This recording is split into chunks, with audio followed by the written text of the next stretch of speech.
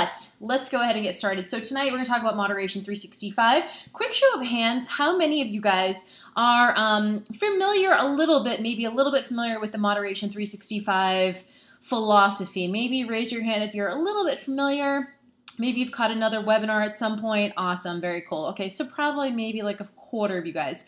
All right, so tonight I'm going to talk about tools, strategies, and stories from the trenches. So we're going to talk a lot about how to quit the all or nothing eating trap, or what I call black and white eating. And we know what this is. I'm going to go through it and kind of why we get to that point and how we can start to unlearn some of our old maybe just biases around dieting and some of the things that we, both physiologically and psychologically can kind of unlearn some of that stuff. So quick overview of what we're going to be talking about. Navigating the mental side of your eating game, right? So a lot of this is around how we think about food. I got really passionate about this. You guys, I think, maybe know my story. I was a fitness competitor and I was a fitness model for a decade. And I did show after show after show. And each time I dieted down for a show, I lost about 20 pounds, 20 to 30 pounds. And the very first time I dieted down for my show, I was in my early 20s. And I remember just working so hard to look a certain way, to get up on stage. And this is extreme dieting. If you've never done a show before, that's totally cool, but maybe you have done some sort of restrictive diet, and we'll talk about some of the other ones that are out there kind of even now that people are still doing, and why maybe, it maybe could be advantageous at one point. For me, if you had asked me back then, I love doing shows. For me, there was nothing as empowering as getting up on stage and knowing all the sacrifice and hard work it had taken to get there. The problem was, I had zero insight into what to do to sustain any of that. And so once I got off stage, I ended up winning my very first show, getting off stage, and within the next 2 weeks, I gained back a quick 15 pounds. Like I lost 20 pounds and gained, it took me 5 months to lose 20 pounds, and I gained 15 back in 2 weeks, and I was devastated. I was devastated. And it wasn't because, yes, my metabolism was, very depleted, so I was kind of soaking up a lot of stuff, but I was just stuffing my face. Like straight up, I was stuffing my face. And I didn't have a plan. No one was talking about this. I was reading Oxygen magazine. They're not talking about what happens after a show. This is back in like 2004. So, I felt really just betrayed. I was like, what is this? And that's not really my normal mentality, but I felt really betrayed by the industry, by my coach. I didn't know what exactly to do. And I was devastated. And I remember just thinking to myself, I just have to do another diet really quick. I have to just lose all this weight really quick. And so I started another competition diet, and I got even leaner the second time. And I got up on stage and I won my show. And at that point I was addicted. Not only was I addicted to the look, right, being lean, being 10, 12% body fat, I was addicted to everything from the affirmation I was getting, the approval that I was getting, the feeling of sacrifice, being busy, all these kind of things that were giving me a sense of self-worth. I never asked myself, is this sustainable? I never asked myself, is this healthy? And years later, I'm rebounding all the time, maybe not as quickly as the first time, but I still eventually always get back to my set point. And so I was noticing a lot of changes. Like I was having adult acne that I had never had before. I'm eating all these, artificial sweeteners and all this fake food, what we call frankenfoods.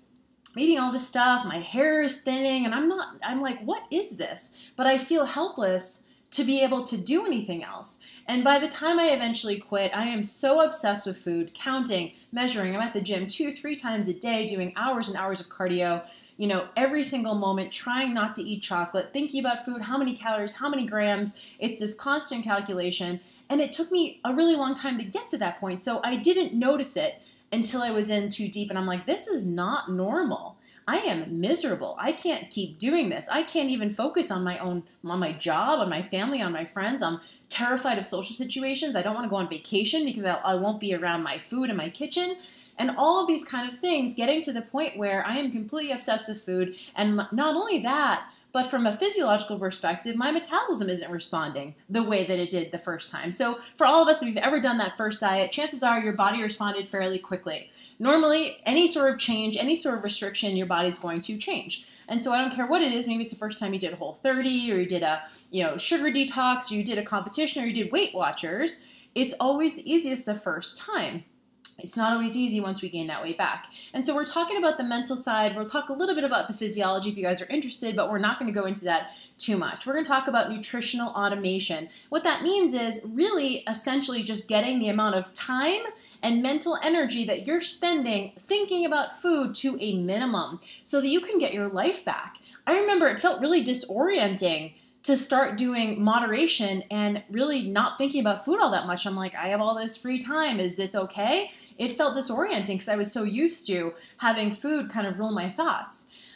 Common causes of food obsession, overindulging, and actual in real-time tools to change tactics. This week, things that you can actually do this week. So I'm going to share with you guys a couple of tools, some things I want you to maybe quit doing, and then also some things that you can replace those with.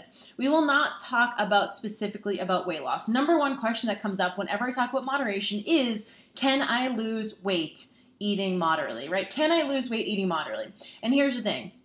Rapid weight loss and moderate balanced eating are mutually exclusive. And say it again, rapid weight loss and moderate balanced eating are mutually exclusive. So if you're showing up to this webinar being like, I need to lose 15 pounds right now, you might not be ready for this. This isn't going to be something. What this is a forever strategy so that you can, again, minimize the amount of time and mental energy you're spending on eating and food so that you can spend that time maybe on changing up your training and feeling good in your body. And over time, as a result, a lot of people end up losing weight, but they don't lose weight as the goal. The goal is moderation. And then as a result of that, that automation, they will over time lose weight if that's what their goal is. And when I say that, I mean 10 pounds a year and being able to stay in that. I have not been on a diet since 2010.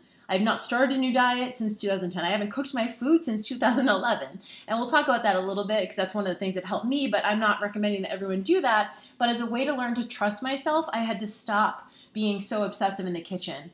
And so I actually just started going to more social events and ordering takeout and yes, healthy stuff, but that helped me kind of create a show of evidence that I could trust myself around food. So we're not talking specifically about weight loss strategies, but I want you guys to remember that as an outcome of getting this stuff regularly and getting your mental space back, you're going to be able to maybe take a more sustainable approach to weight loss. So what are we talking about? What is the big problem? We know that most of us have had this kind of experience, right? No candy, no cake, no chips, no white bread, no fast food. Here's the thing, I'm not advocating these foods, but as soon as, and we know this, whenever we put foods on a do not eat list, we end up wanting them. We put it on this like big mental pedestal where it's this big illicit thing, and all of a sudden we can't stop thinking about it. And so we do this kind of stuff and we white knuckle our way through. And at the end of it, we can't help ourselves. This is me getting off stage and literally having, I went to the grocery store, didn't even know what to buy. And I'm like, meanwhile, I've been grocery shopping for myself for like 20 years. I don't even know what to buy now. So in a sense, this kind of dieting makes us stupider in the way that I think about it. It takes away our ability to think for ourselves because we just go, here's all these rules I have to follow. And if I don't follow them, that means I'm somehow bad or not good or wrong.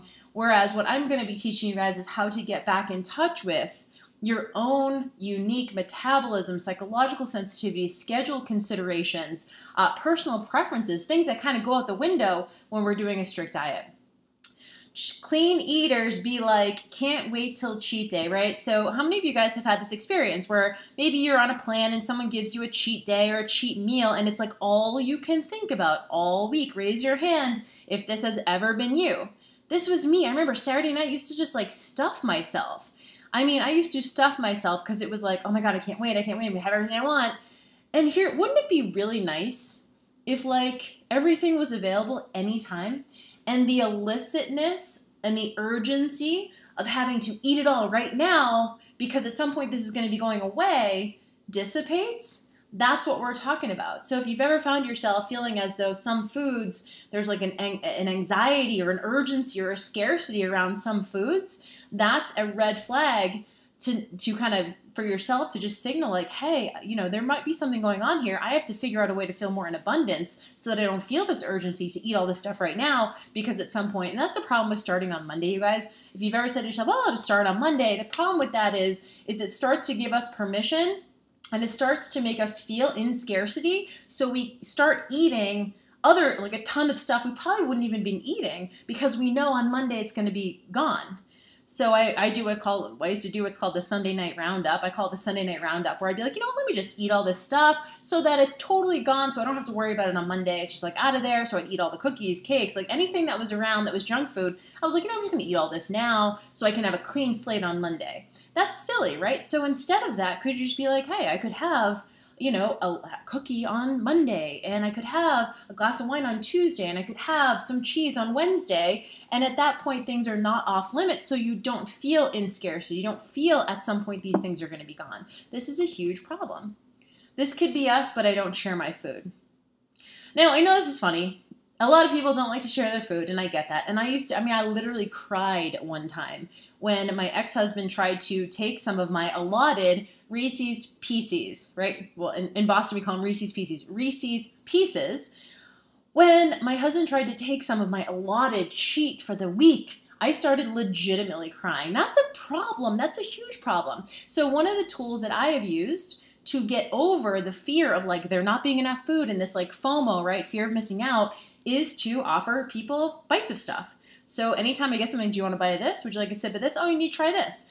And that practice, maybe for some of you guys this is easy, but this is kind of something that a lot of us, I remember, one of my clients who was competing once almost stabbed her husband's hand with a fork when he went to take some of her turkey breast.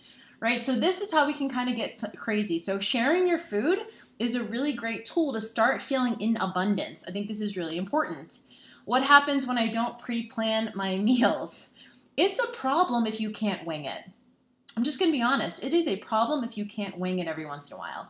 And when I say wing it, I don't mean go through the drive-through at McDonald's every meal. I mean like do your best. Like, I didn't cook my food this week. I didn't plan out my whole meal. I'm not saying this is wrong, by the way, but this is a control mechanism. So just realize that if you're constantly having to have your Tupperwares perfectly allotted, and have all your portions ready to go on Sunday, yes, there's some preparedness there. But if you cannot function outside of that paradigm, then that's risky. And you are ill-equipped to be put in other situations like vacation, social events, going out with friends and family, not being around your kitchen. Maybe something happens and you can't make your food, right? So you are ill-equipped to deal with those scenarios if this is your constant thing, and you have to have that to feel comfortable and safe. So the big problem is that traditional dieting and rule following leaves us ill-equipped to deal with anything outside of being 100% control of our food at all times. So if you're like, I just want to be around my food in my kitchen and have my stuff, I understand that, and I'm not saying you shouldn't have that, but you have to be able to have some wiggle room around that. Traditional dieting is a control mechanism. It means as long as I just eat these things on this list of paper that my coach gave me, then I'm going to be safe. And control is all about safety and comfort, isn't it? So food can become a control mechanism, and it certainly did for me. It leaves us neurotic, anxious, controlling, and scarcity and urgency. All of this food is going to be going away at some point, so I have to make sure that I eat it all right now, or I'm going somewhere, I don't know if there's going to be enough food, maybe I should pick some up, or, we're at Cheesecake Factory, and you have to get cheesecake when you're at Cheesecake Factory, so it's all these kind of food marketing rules that we've made in our head, and I'm not saying, again, to not have the cheesecake, but don't just have it because you're there. Don't just get extra food because you're nervous there's not going to be enough. Don't just do the Sunday night roundup because these things are going to be off limits come Monday. These are kind of some just really odd mental constructs that, again, we've learned without really even knowing it. A lot of us maybe grew up in households where there wasn't enough food, or you were fighting with your siblings to get enough, or you're only allotted a certain amount, or you could never have a snack if you didn't want to, right? So a lot of us have come from that family member telling us we have to finish our plate, or we can't leave the table, or, you eat something because you want to make your aunt feel good, right? All these kind of things, and we have to sort of unlearn and start questioning those. So being hangry is a typical example. You guys know what hangry means, right? Hungry and angry at the same time. So you get so hungry that you just literally can't even. You're just like, I can't deal with people because I'm so hungry right now. And you get irritated and you get upset and you snap. And I totally get that, because when you are hangry, that's all you can think about. However, the problem is that, honestly, at some point we're going to be hungry, and that's not an excuse to be rude. It's just not. And so the thing that I teach in Food Obsession Bootcamp is the utility of experiencing a little bit of hunger. A lot of times, most of us are kind of scared to get hungry because we don't trust ourselves when we're super hungry. We don't trust ourselves in that state of ravenous hunger. And why would we? Because maybe our evidence shows that we can't handle it, that we do stuff our face when we get ravenously hungry. And so my tool that I use is using mindfulness and starting to go like, okay, am I hungry right now? How hungry on a scale from 1 to 10 am I? That's a very different conversation than what most people think of as they're either starving or stuffed. Like those are the only two options. And so being hangry is an example of where we can start to feel like when we are not in control, how that manifests, and it affects the people around us. I know it's kind of a joke, right? It's like, oh, I'm hangry, blah, blah, blah. But it's like it cannot be, that's a red flag to me. If you're constantly feeling that versus going, you know, I'm like really hungry right now. And then you start preparing like a plan in your head to be able to surf that urge. Like, okay, I know I'm not gonna be able to eat for another 30 minutes. Okay, great. So like, how am I gonna mentally prepare to like have the healthy food? And so it's a little bit different. That's mindfulness versus succumbing to this needing to have control all the time. So all or nothing always ends up being nothing. Going hard or go home always ends up going home. The more you deprive, the more you'll eventually overindulge. There's an equal and opposite reaction. We know this. So the first time I got up on stage, I am so depleted, like my feet are actually bleeding from the amount of running I was doing to get ready for the show. My feet are bleeding at the show from the blisters I got, and I'm so depleted, I'm so dehydrated, and granted, this is an extreme case, but if you've ever done a photo shoot, or maybe you dieted for your wedding, or maybe you did a 30-day, cleanse or something, or you did some sort of like detox, at the end of it, it's just like, give me all the things, and we can't help ourselves, and I would never blame someone for that. I had a lot of shame and a lot of feeling weak after that. I was embarrassed. I was wearing like men's Hanes t-shirts around town, like big extra large t-shirts, because I thought everyone was judging me. And they probably were. Gaining 15 pounds in 2 weeks is like, that's a lot. And I'm sure they were judging me, and I felt so shameful. I just felt so weak. I had no willpower. And meanwhile, it was all I could do not to keep eating. And so a lot of times we do blame ourselves for this when there's a huge physiological component and there's a huge psychological component. And so we have to take those things into account. Restriction always leads to an equal and opposite response. And we'll talk more about this in a second. This is called the deprive then binge cycle, DIS, or deprive indulgence scale, DIS. We'll talk about that in a second. And why dieting and all or nothing begins with deprivation. It actually does not begin with binging. It begins with deprivation. The faster it comes off, the faster it comes back on.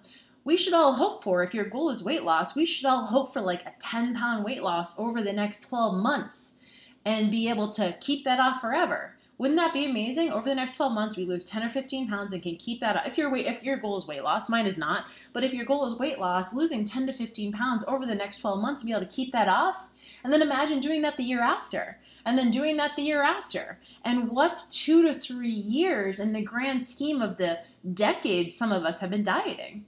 To finally get it right, to finally figure out that system so you never have to diet again. People around you are constantly going on diets. Keto, intermittent fasting, paleo, Whole30, all this kind of stuff. I see people constantly going on these new things. Danny J even's doing the isogenics cleanse and she hates it.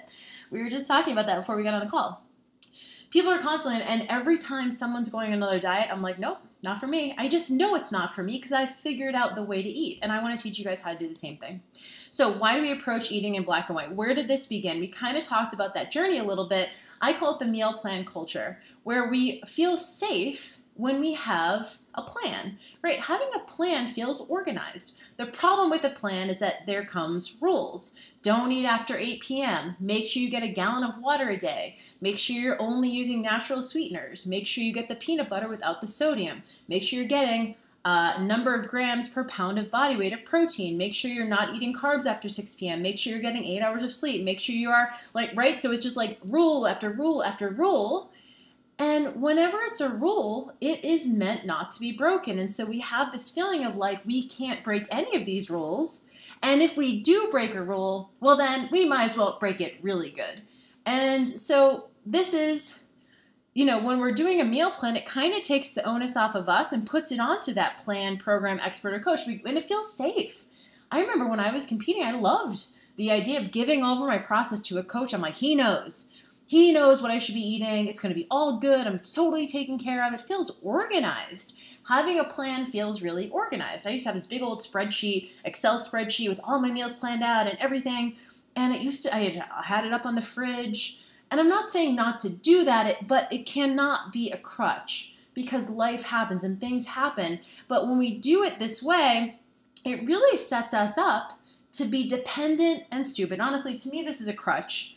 It sets us up to be dependent, and it also sets us up so that we cannot break the rule, right? We can't break the rule because if we do break the rule, then it means we're off plan now, quote, off plan, and we might as well be really off plan. So you know what? I'll just start over on Monday. I'll just start on January 1st. I'll just start next month. I'll just start whenever the next program is. And I get that, and we feel a lot of shame around that. So I used to do a lot of coaching for people, like one-on-one coaching. And, you know, we would give them these meal plans, and I'm kind of horrified now because at that time I didn't have a lot of these tools yet. I was just saying, like, you know, you have to try harder. You just need to do better this week. And so people were just like falling off the face of the earth. They just like wouldn't come back to me because they couldn't stay on the plan, and they felt shame around that. And I totally get that now, but back then I'm like, where are they? Why aren't they showing up? But that's the normal human tendency, is if we slip even a little bit, we just decide that we're totally off, and we'll just be off, and we're just gonna, you know, we're gonna disengage, and we're gonna do something else, and maybe we'll start again in a couple months. And so we don't really want those small steps and those moderate changes. They don't feel sexy. In fact, they feel like failure. I've had multiple people tell me that eating moderately feels like failure. It doesn't feel good enough. Small steps don't feel good enough. Moderate changes don't feel good enough. The energy required to make those, we're not getting the big results that we want. So if I'm like, okay, this week, let's just focus on, you know, increasing your vegetable intake, right? You're not going to drop 5 pounds this week or 10 pounds this week because you start increasing your vegetable intake. But guess what? If you start consistently eating more fibers and vegetables, your hunger is going to be decreased. Your blood sugar is going to be more stable. Your GI system is probably going to be more regular. You're going to feel more satiated. You're not going to have as many cravings. Over time, those things will result in a weight loss, but there's not a direct impact. So when we talk about moderation, you're not going to see moment-to-moment changes as if you were doing a Whole30. And by the way, like, I'll talk about Whole30 if you guys are interested in that. I have nothing against. There's plenty of people who do it and like it. I've just had a lot of experiences where people have come to me afterwards and they're like, I feel anchorless. I don't know what to do now. I know that that's unsustainable. I found some food sensitivities that I needed to understand and learn about, but now I don't know how to eat. And that's the problem with these diets. As soon as they're over, we don't know how to eat. We feel helpless. We feel rudderless. And the only thing we do is go, we have to get on another diet.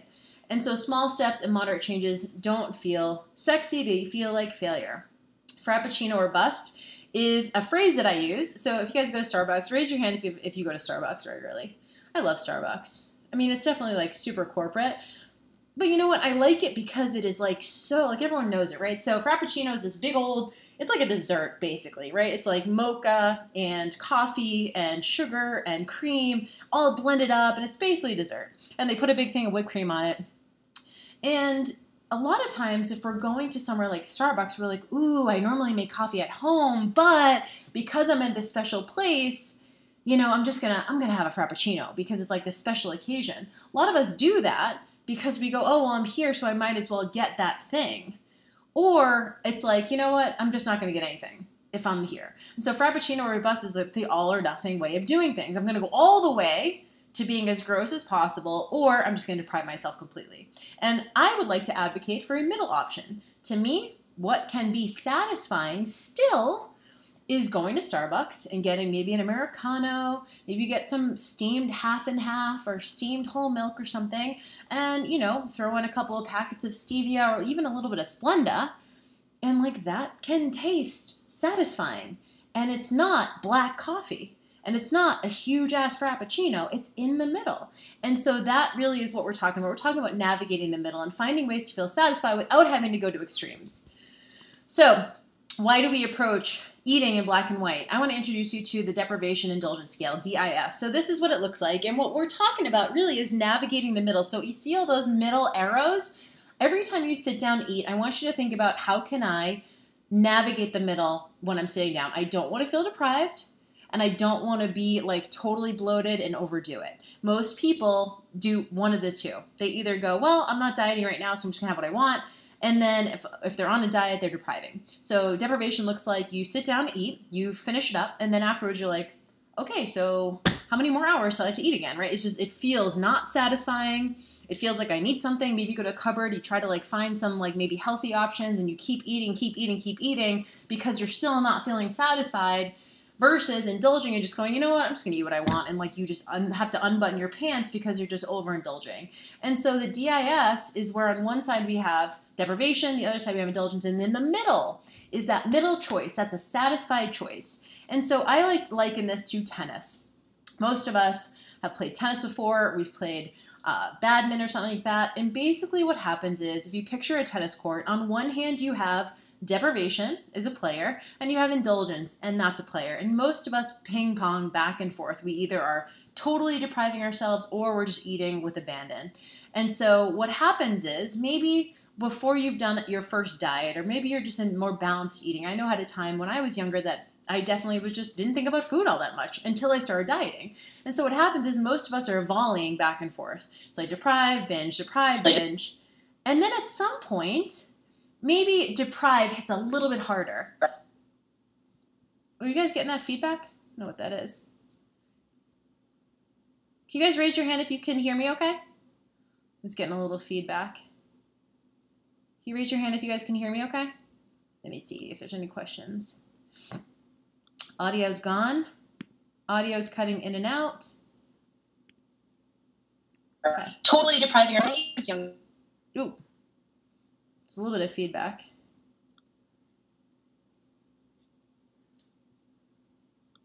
Okay, can you guys give me some feedback on the audio? Can you hear me okay? Just lost audio from Elizabeth. Okay, it's back on. Now, yes. Okay, hear me now. Okay.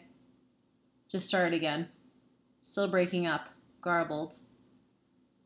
It's on and off. Ugh. All right, you guys. Hold on one second. I am going to... okay, people are saying it's theirs. All right, hold on one second. I'm going to... All right, better, worse, same. In and out. Gone, no audio.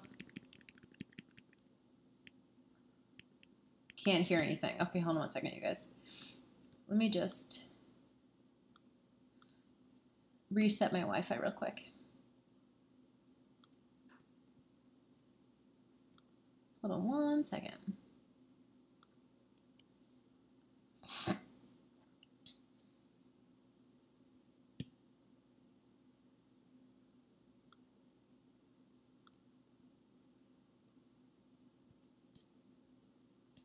Okay, are you guys there? Can you hear me okay? All right. Okay, send me a little thing down below. Is it better, worse, same? Back, better, yes. Okay, cool. Better, better, better. Okay, better. Okay, awesome. Perfect. All right. All right. Boo. Okay. So hopefully we'll get some feedback. I'll check with you guys if something goes crazy. But again, the recording should be okay. So if you guys do, if it's like a thing that you miss that you definitely want, I'm going to make sure you get the slides as well. So we're in this back and forth volley, right? Deprive, binge, deprive, binge. What happens is sometimes deprive goes a little bit too far. Think about me doing my first competition, or maybe the first time you did an extreme diet. And then what happens is indulgence has to hit back even harder. So maybe we used to have, you know, this much ice cream, and then we started having this much ice cream, and add some cookies on top of that, and add some chips on top of that. And then that just feeds into the cycle of, okay, now I really overdid it. Now I have to deprive even more. So we wake up on Monday, maybe after we've eaten everything all weekend, we feel bloated, we feel shame, we're like, oh, I can't believe I did that again. And it's Monday. And so we go, you know what? It's Monday, clean slate, perfect eating today. And then what happens is we deprive so much on Monday, Tuesday, Wednesday, that by Thursday we're like, oh, this is so hard. I deserve a reward for all my hard work. and we do it again. This is what I call the weekly deprive then binge cycle. I was doing this over and over and over again. I was feeling so much remorse on Monday mornings that I was vowing to just be super, super clean, super, super tight. But by the weekend, I was already exhausted, right? Because willpower, we know, is finite. By the weekend, I'm like, oh, screw this diet. I'm just having whatever I want. And the same thing would happen again and again. And this perpetuates this feed forward cycle of like deprive, binge, until we can yank ourselves out of that. And so I'm asking, what happened to practicing stuff? Why do we think it needs to be perfect, or why even bother? This is essentially like, say you had, your phone and you get a crack in your phone screen and you go, well, this thing's a piece of crap, and you just throw the phone on the floor and stomp it out. That's exactly what we do with dieting, right? This is called the what the hell effect. The what the hell effect is when we have one single slip up, and this is why I hate rules. Whenever there are rules, we go, oh, well, I can't break these rules. But what happens is, from a psychological perspective, if we break one single rule, we'll just make it mean that we're completely off, and we'll throw our hands up and we'll say, oh, what the hell? I'm off the diet now. I'm just going to have what I've been wanting to have forever. I'm just going to have whatever I want. And so that's what happens. We operate from a place of urgency and scarcity, and these control mechanisms, these rules, feel safe in the moment, and we don't ever just practice. If you were getting ready to learn how to learn a new instrument or learn a new language, you would expect to mess up, wouldn't you? If you're getting ready to learn the guitar, you would definitely go like, I'm going to be messing up a lot until I really master this thing. Dieting is the same thing. Eating healthy is the same thing.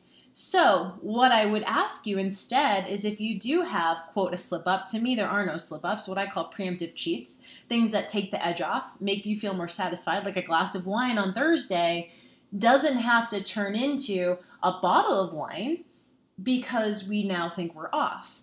What if we woke up on Monday and we had a glass of wine Monday night?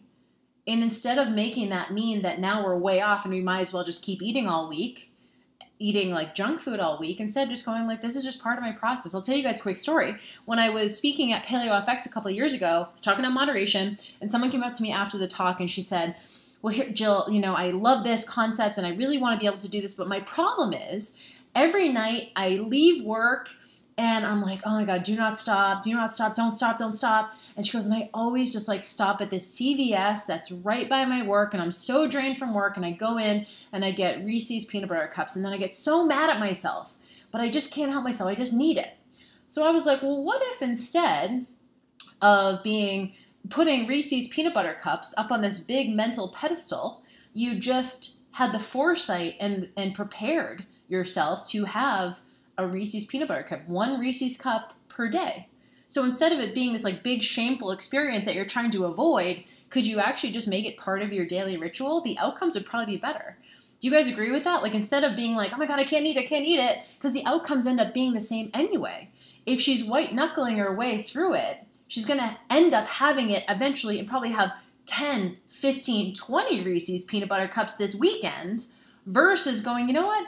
I'm going to just savor this Reese's peanut butter cup. It's the thing that I use on my way home, on my drive home. It's this like, I just feel really good. It's this like ritual that I have, and not making it mean she's bad or she's off or she might as well just go and eat everything now.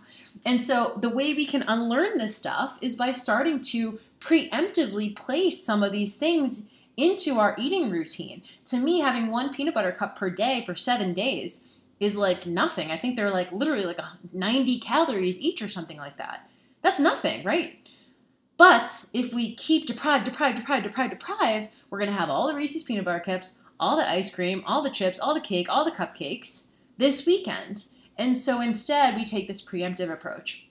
And it also starts releasing some of those guilt and shame kind of negative motivators too that also don't help us. So the solution is patience, consistency, and resiliency, right? Practice makes progress. This requires a huge mindset shift. Most of us don't like to practice stuff. Think about it like this. Healthy eating, moderate eating, breaking the all or nothing eating trap is a practice, just like learning a new language. You're going to mess up. You go to France, you try to speak French, you're messing up all over the place.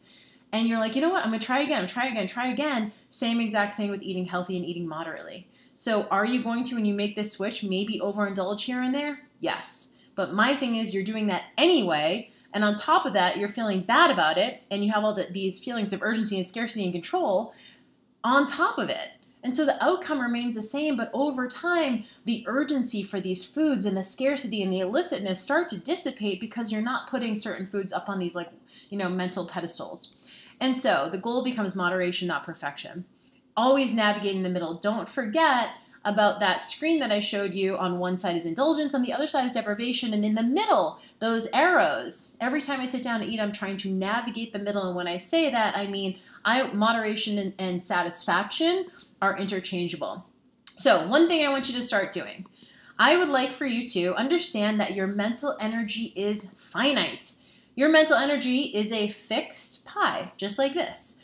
And we only have a certain amount that we can give all day. You guys have maybe heard the phrase decision fatigue. Decision fatigue is all day long, we're going through the day, we're making decisions. What should I wear? What should I eat for breakfast? What should I tell my boss when I get to work? Which way should I take to get to work? What radio station should I listen to on the way to work? Who should I, how should I, when should I, all that kind of stuff, right? We're doing all these little decisions, literally thousands of decisions a day, and we're exhausted by that. And so our mental energy is finite. It's not, they've actually done studies that people always report breakfast being their healthiest meal of the day. You know why that is, right? Because they wake up and they feel refreshed from sleep. And most of us, we do what's called continuous meal at night, right? We eat dinner, and then we're like, oh, I'm just gonna have some of this, have some of this, have this. So we eat constantly straight from dinner to bedtime. I did that for such a long time because I have zero mental reserves left. And so understanding that your mental energy is finite allows for you to have to pick and choose your nutrition battles. All those 20 rules: don't eat after 8 o'clock, no carbs after 6, sleep 8 hours, no sodium in the peanut butter, low sodium salsa, like all these silly rules that really don't make a huge impact necessarily. These things, these rules, we have to pick and choose which of the 20, 30, 50 rules that we're going to actually implement. And so I want you guys to start to think about being discerning with this and going, you know what, I can't do all 20 of these rules, but I can follow maybe 3 or 4 of these ones because I see a real impact when I do. And realizing that something isn't nothing. This is a huge mindset shift. Building nutritional relief into your day. We talked about the Reese's Peanut Butter Cup, right? 1 Reese's Peanut Butter Cup per day. That's not going to make a huge difference. You're going to be gaining pound after pound after pound by having 190 calorie Reese's Peanut Butter Cup per day to take the edge off so that by the time you get home, you feel more satisfied. You don't have to raid the fridge and raid the pantry because you had the thing that you really wanted. And so this really comes down to discernment as a mindset practice. So what are going to be your non-negotiables? What are the couple things? I will never negotiate on having cream in my coffee. I love half and half. And if I can have cream in my coffee, then I'm good to go for most of the day, right? That's a preemptive cheat. That is a nutritional relief. But if I have to drink black coffee, I will be starving all day. If I have to drink black coffee, I'm ravenous and craving all day because I didn't have that built-in nutritional relief. Now, we can talk about how these calories add up and things like that, but my contention is that when you deprive yourself, you end up eating those calories anyway, later, because you've been deprived. And so discernment as a mindfulness practice. What are going to be your couple non-negotiables? And then for everything else, don't worry about it. And so remembering that your mental energy is finite. I love this. I had plain Greek yogurt this morning, then a salad for lunch. Then I came home and ate the entire kitchen. I've definitely done this so many times. Definitely done this so many times because, again, that willpower is always the best earlier in the day. Then we have that decision fatigue. And so at night, we can't help ourselves. And I would never blame you for doing that. What I would recommend is that you have some relief in your day earlier. You need to have some nutritional relief in your day earlier. You need to have some relief in your week earlier. And so another word for moderation is satisfaction. When I say relief, I mean satisfaction. And so one of the things that I think about, one of the tools that I use is called Cumulative Weekly Satisfaction, CWS. CWS is measuring this level of subjective satisfaction, not calories. So what I would like is super simple. At the end of the day, you can give yourself, or even your individual meals, you're just going to score them. And, I do this once a day. I don't actually do this every meal, but you can think about it when you first get started. When you sit down to eat something, you want to think about, on a scale from 1 to 10, how satisfying is this? And there's a huge difference between feeling satisfied and stuffed. So this is a common kind of misconception that if I'm going to eat for satisfaction, well, I'm going to just eat a dozen donuts. I will ask you this question and answer truthfully. Is eating a dozen donuts satisfying? To me, that's stressful, right? That is like a stressful, I'm like bloated. I can't, my pants have to be unbuttoned. There's a difference between satisfied and stressed. There's a difference between satisfied and stuffed. Satisfied is I could still eat more, but I feel good. I feel good. Like I feel like I'm not ravenous anymore. I don't need to like wait until my next meal. I don't need to. And so ask yourself on a scale from 1 to 10, what was my satisfaction factor of this meal or of this day? And then over time, you want to get as close as you possibly can to 10. So what would that look like? That would be maybe an old meal might be like egg whites and, spinach and maybe some berries. And now you're going to add a tiny bit more of satisfaction to that. So you might add maybe 1 yolk to make it a little bit better. And so it's not just straight up egg whites unless you love egg whites. And maybe you put a sprinkle of cheese on there. And maybe, like for me, or maybe a couple slices of turkey bacon or a slice or 2 of regular bacon even. These are ways for us to increase the satisfaction of the meal without going overboard. There are these little kind of condiment type things, like having a little sprinkle of cheese or adding a little bit of butter. Do these things add more calories? Yes, but what they do is they reinforce a moderate approach. Versus, oh my God, I'm having butter. I might as well just eat a whole stick of butter now, right? Like that's what we want to avoid. And so that satisfaction piece is going like, I'm eating moderately, I'm eating balanced, I feel satisfied. I don't need to then gorge at lunch because my breakfast is so satisfying. And then I have another satisfying meal at lunch and I don't have to gorge at dinner because I had a satisfying meal at lunch. And so we're constantly preempting cravings and hunger using something called satisfaction factor. Hashtag, of course. So cumulative weekly satisfaction is like on a scale from 1 to 10, how satisfied was I this week? And if I wasn't, I'll notice that maybe I'll overindulge on the weekend. Did I skimp on protein? Did I not have enough vegetables? Did I feel like I was depriving myself this week? Do I feel like I'm trying to relax with food? Am I emotionally eating, right? All these kind of things. If we can remove the emotion, we can have the conversation and just get clinical with it. We can just get objective, like, okay, if I find myself overindulging this weekend or I'm like constantly eating, am I skimped on sleep? Am I stressed out at work? Have I maybe not exercised? Am I exercising too much, right? There's a whole lot of variables. And what I notice, especially as women, we just get emotional about it. We're like, oh my God, it means I'm so bad and I can't do this and I shouldn't be. And we get that shame and we get that, guilt and we get that kind of self-disgust, or at least I did. And what I found was that if we can just remove the emotion and get clinical with it, going into the next week, we'll know what to do. Maybe we didn't have enough preemptive cheats. Maybe we didn't, take the edge off enough. Maybe we didn't have enough protein. Maybe we are stressed at work. Maybe we need to add some leisure walk. Like, what do we need to do to troubleshoot this? Then it just becomes a puzzle versus a big scary thing that feels so big. Because we know that we're practicing and we can mess up. It's okay. We have all the time in the world to figure this stuff out. So the one thing I want you to stop doing, so the thing I wanted you to start doing was that preemptive approach, right? Satisfaction factor. Thing I want you to stop doing. I want you to stop blindly following rules and racking up a list of to-dos, because we know that this perpetuates that all or nothing mentality. Oh, I'm off, so I might as well just eat everything I want, right? It's silly, but so many of us, that's how we justify it.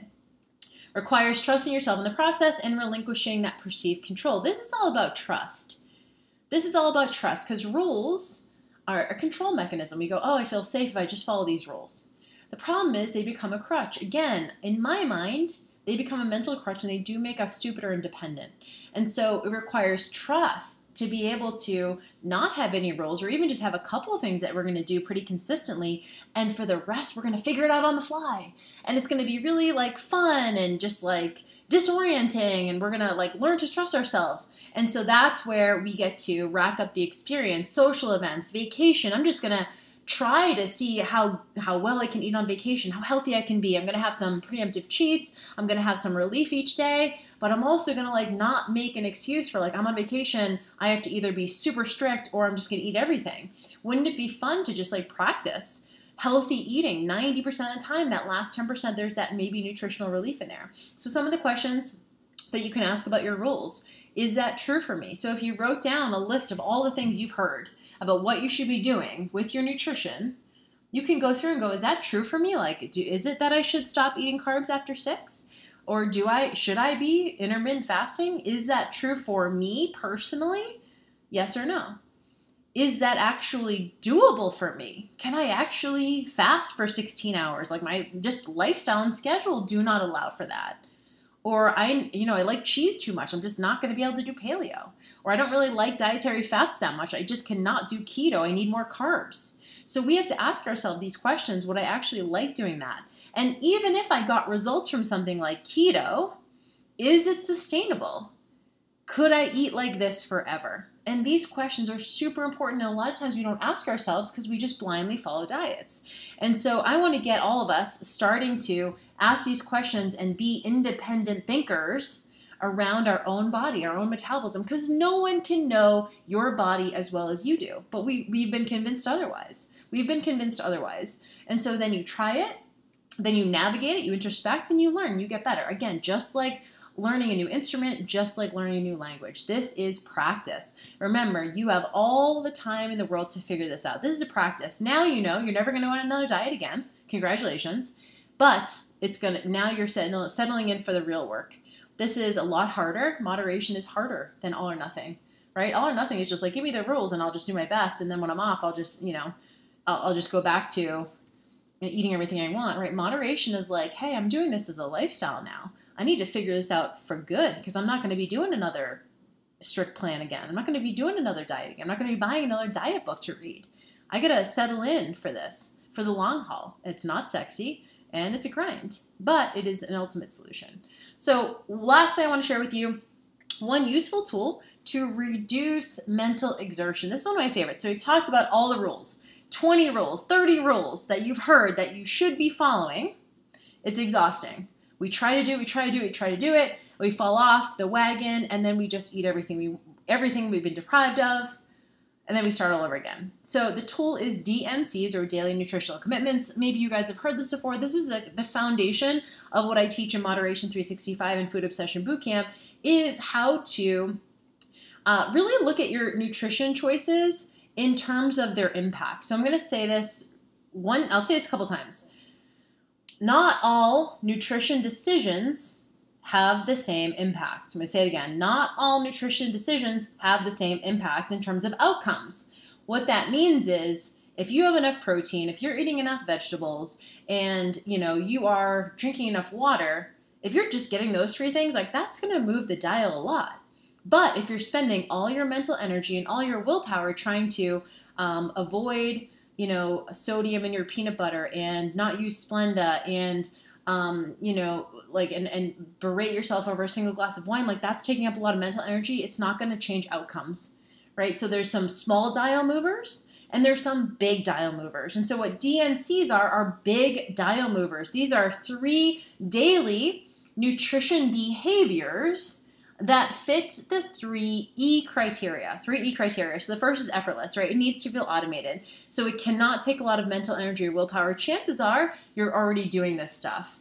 These are maybe some healthy things that you're already doing in your day. They're already healthy. You already enjoy them. The second is enjoyable, right? They're satisfying. You're like, I don't know about you guys, but I have this morning protein shake that I make, and it's like so thick, and it's tons of ice, and it's chocolate, and I use PB2, and it's like, tastes like a peanut butter cup, and I eat it with a spoon. It takes me like 45 minutes. That is like, it's healthy. It's a ritual. It's enjoyable to me. It takes a lot of time to eat, so I'm not like eating it in 5 seconds and being like, okay, when do I eat again, right? So it's this whole thing. And it is satisfying to me. And sure, I can travel and not have it, but I look forward to it. And I know that for me, that's a keeper. And effective. Maintains your physique, and then potentially, again, weight loss over time. Can't be extreme. These things need to be middle of the deprivation indulgence scale. They need to be those middle choices. So effective for your goals. So here's the thing. People ask me this all the time. Can I lose weight on moderation? The answer is yes, but you can't start from a place of instability. When I say instability, I mean hunger is high, cravings are high, energy is unstable. That is not a recipe for success. If you're going into a diet and you're constantly starving and you're constantly craving and you're having a 2 p.m. energy slump and you maybe can't sleep at night, that's all bad for being able to do something sustainably. So yeah, you might be able to lose weight pretty quickly, but you have no prayer of being able to keep doing it. So that's why you need to find the stability first before you start changing things if you're trying to lose weight. So you need to figure out a way to get your cravings lower. So things like protein and vegetables and water. You need to figure out a way to get your hunger lower. Protein, vegetables, and fiber and water. Cravings lower. That's where the satisfaction factor comes in, right? Your level of satisfaction. And then your energy stable. So you're having enough fiber in your diet and you're eating regularly and all that kind of stuff, right? So when it's there, now we're in a good place to change some stuff. Maybe change our training. Maybe we cut carbs a little bit. Maybe we, eat more vegetables. Like all these kind of small things that we can do over time, but we can't lose weight from a place of instability. Hope that makes sense to you guys. So 3 eating behaviors that you do daily that when you do them, it takes care of about 80% of your eating day. What I mean by 80% is not the amount of food that you eat, but like mental energy that it takes. I want there to only be like little room for overindulgence and troubleshooting. So these are going to be different for everyone. You know what yours are because chances are you're probably already doing them, number 1. And number 2, when you do them consistently, you stay pretty on track. And if you miss them, chances are you go off the rails. So for me, I'll share mine with you guys, and yours are probably going to be different. These are unique to you. Number 1, I have protein at every meal. That's my only thing. I don't say I need to have 30 grams of protein, you have 25 grams of protein. I just go, is there protein or not? In this protein bar, is there protein or not? In this protein shake, is there protein or not? In this meal, is there protein or not? That's it. I don't stress about numbers. Second, I have 1 big-ass salad every day, BAS, big-ass salad.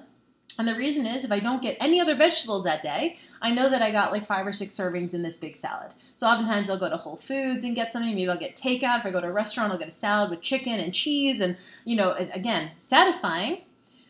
I think a lot of the reason why people hate salads is because they're doing them wrong, because they don't taste good. They need to taste good. And so if I do a salad, I know I'm getting enough vegetables. And the third thing is I usually have protein bars on hand. To me, I love protein bars because they do give me that taste of sweet that I enjoy. If I didn't have them, that would be totally cool. But after my meals, I like to have a little taste of sweet, so I'll break up a bar into 2 or 3 parts and have a little piece after each meal. And so for me, those are the 3. When I have those things, I don't really struggle. And if I'm traveling and I'm not privy to those things, I'll do okay, but I won't do as well. And so again, it's okay because there's time to learn and stuff like that. So it's not necessarily a crutch, but these are things that, and you guys, for the rest of it, I just don't care. I mean, some days I'll drink like a liter of water, some days I'll drink a gallon of water, some days I'll drink like 8 ounces of water. Not stressed about that because I know water does not impact my eating as much as the other 3 things. Glass of wine, not stressed about it. Doesn't make a huge impact. Stevia versus Splenda doesn't make a big impact. For some people it does, but not for me. And that's why you learn your own body. So these 3 eating behaviors take care of most of your mental issues around food that you only have that last 20% to like troubleshoot a little bit. And so when you do these things, they help you stay on track. DNCs. As for the rest, do your best. Not important. Not as important as the 3. Okay. So the exercise for you is to write those things down. Cool. So we talked about what I don't want you to do anymore. We talked about the thing that you should be doing instead. We talked about the DNCs. Your DNCs, if you guys start implementing those, again, you'll probably already be doing them. But maybe you need to increase, maybe look at kind of things you're doing and go like, oh yeah, I really enjoy that ritual, or oh, I really enjoy that one meal. Looking at your current, quote, meal plan or eating list, if you have some things in there that you dread, like you have some meals in there that you just absolutely dread, that's not good. We have to figure out a workaround for that. We have to make that more satisfying. We have to increase the satisfaction factor of that snack or that meal. Super, super important. Okay, so what else do you need to know? We talked about some of the big rocks tonight. We talked about some big dial movers. What else is there? Insights, stories, examples, tools. So quick show of hands. I know that the audio was a little bit funky. Thank you guys for hanging in there. Raise your hand if you learned something new tonight. Raise your hand if you learned something new tonight. Raise your hand if you learned something new tonight. Cool. So there's definitely over half of you guys raising your hands. Good. We have a good number. We have about 100 people on this. Awesome. Cool. So would you raise your hand? Do you feel like you want more of this kind of stuff? Is this helpful for you guys? Raise your hand if you're like, yep, I need more of this. I need more of this sanity in my life. I need to figure out more tools and strategies. Yes, cool, and implement this stuff. Awesome. Okay, perfect. So I'm pumped because I'm giving you guys an opportunity to do just that. It's something I haven't done in a while. So you have a choice at this point. You can keep doing what you've always done. take the little bit that we talked about tonight and continue to implement. If you guys implement the things that we talked about tonight, you will get results. I am sure of that. If you start undoing some of the old dieting and you start doing some of these new things like DNCs and preemptive cheats and building that nutritional relief and trying to navigate the middle every time you sit down, you will get results. And I'm really excited about that because anytime you guys do a free training with me, I want you to get some value and some takeaways that you can implement immediately. So hopefully that you guys do that. You have a choice. You can take this stuff and you guys will get results, or you can take to the next level. If you're ready to do this for real, you might feel a little bit scared. You might feel like, oh, I'm scared to maybe not feel in control. I don't quite trust myself yet. I need a little bit more hand-holding. I need some more examples that might be applicable to my life. Just tonight, I'm actually opening up the 4-week Food Obsession Bootcamp live course. So this is different. Food Obsession Bootcamp has been around for the last couple of years. I'm actually redoing the curriculum a little bit, and I'm doing it live with you guys. So I haven't done this since 2014. It's about 4 years since I've done a live Food Obsession Bootcamp course. So it is open now through Monday, and we begin Tuesday. So a week from tomorrow, we begin. And we're going to go through it as a group, and I'm going to actually walk you through the whole curriculum, and we do live trainings every week. I'm going to walk you through all additional tools, strategies, stories.